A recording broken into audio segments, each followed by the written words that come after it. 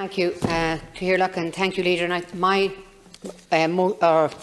speech this morning is also on environmental protection.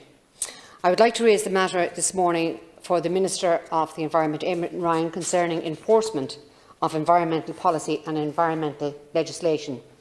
I think we can all agree that this is vital to protect the environment, not only for the sake of the 7 or 8 billion people currently inhabiting this miraculous blue planet of ours, but also for our children and for generations to come. Rigorous implementation of environmental policy and legislation is good economic policy and is certainly arguably an ethical and moral obligation too.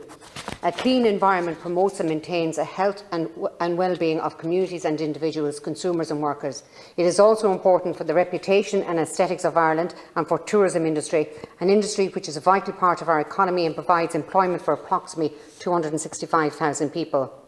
Therefore, it is imperative that we protect the environment to ensure long-term sustainable economic growth in Ireland. We all have a part to play in protecting the environment in our daily lives, our choices and actions. However, the statutory role of environmental protection and environmental law lies with the range of different government departments, the 34 local authorities, An Garda Síochána and a range of agencies.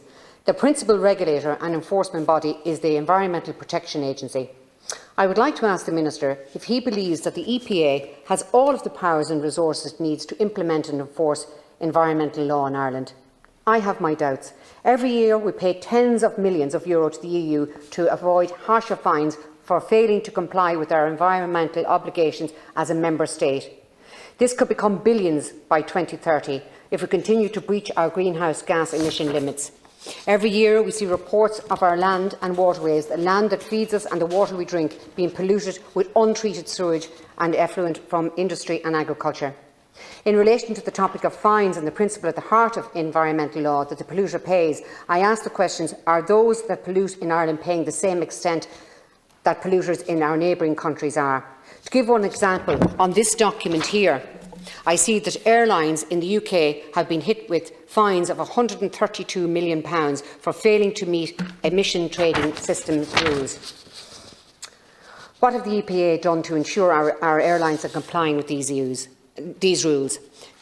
Pollution and effectiveness of the EPA in combating this is something this Minister needs to look at and address immediately. Thank you. Senator Keogan and Senator Byrne both started the issue of today's order of business off with environmental impacts. I'm not sure that the EPA actually does have the full clout, be it legislation or bodies that it needs.